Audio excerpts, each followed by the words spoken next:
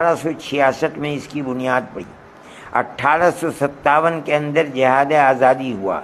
جس کے اندر علماء بالکل ختم کر دیے گئے۔ 33,000 علماء تو تنہا دلی کے اندر ان کو پھانسی کے تختے پر چڑھایا گیا۔ لال قلعے سے لے کر کے جامع مسجد تک درختوں پر ان کی لاشوں کو لٹکا دیا گیا، اور یہ سوچ لیا گیا کہ جب تک یہ مسلمان علماء ہیں ہمارے پیر ہندوستان میں جم نہیں سکیں گے۔ جو ہمارے بزرگ تھے، بڑے بڑے لوگ، وہ لوگ جیل میں چلے گئے، کچھ لوگ باہر رہ گئے تھے۔ جو لوگ باہر رہ گئے تھے انہوں نے یہ دیکھا جب عام معافی کا اعلان ہوا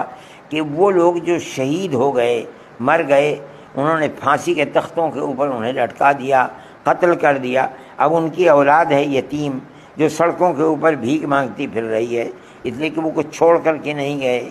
اور انگریز ان کے ہاتھ کو پکڑ رہا ہے، اور پکڑ کر یہ کہتا ہے کہ انہیں ہمیں دو، ہم انہیں مفت پڑھائیں گے، مفت لکھائیں گے، کپڑا دیں گے، ان کو کھانا دیں گے، اور جب یہ پڑھ لے گا تو ملازمت دیں گے، یہ تمہارا پیٹ بھی پالے گا ہمارا۔ اور ماں پردے کے اندر بیٹھی ہوئی ہے بیچاری، اس کے چھوٹے بھائی بہن ہیں،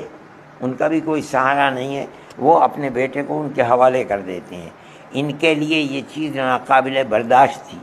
کہ ہم نے جس کے باپ کو مجاہد بنا کر کے انگریز کی دشمنی کے اندر سولی پر چڑھوا دیا، آج اس کی اولاد انگریز کی غلامی بن کر کے اور اس کی وفادار بنے۔ اس لیے انہوں نے بہت غور کر کے 9 سال کے بعد 1866 میں دارالعلوم کی بنیاد ڈالی، تاکہ ہم یہاں مجاہد پیدا کریں ان کی اولاد کو لے کر کے، اور وہی بات کہی کہ ہم اسے مفت میں کپڑا دیں گے، مفت میں پڑھائیں گے، رکھیں گے، کھانا دیں گے۔ مجاہد کے بچے کو ہمیں دو، ہم مجاہد کی اولاد کو مجاہد بنائیں گے۔ یہ ان کا پروگرام بہت کامیاب رہا۔ اس میں بڑے بڑے لوگ پیدا ہو گئے، شیخ الہند پیدا ہو گئے،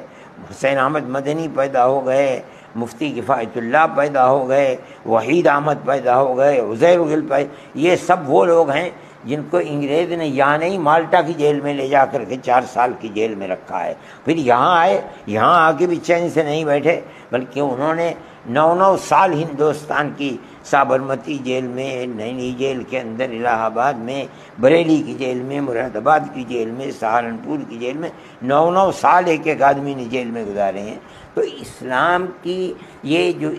درسگاہ بنائی گئی تھی، یہ در حقیقت مجاہد پیدا کرنے کے لیے ان کے سامنے یہ چیز نہیں بنایا، اور یہ وہ مرد تھے کہ جن کے ہاتھ کے اوپر سن 47 کے اندر ملک آزاد ہوا۔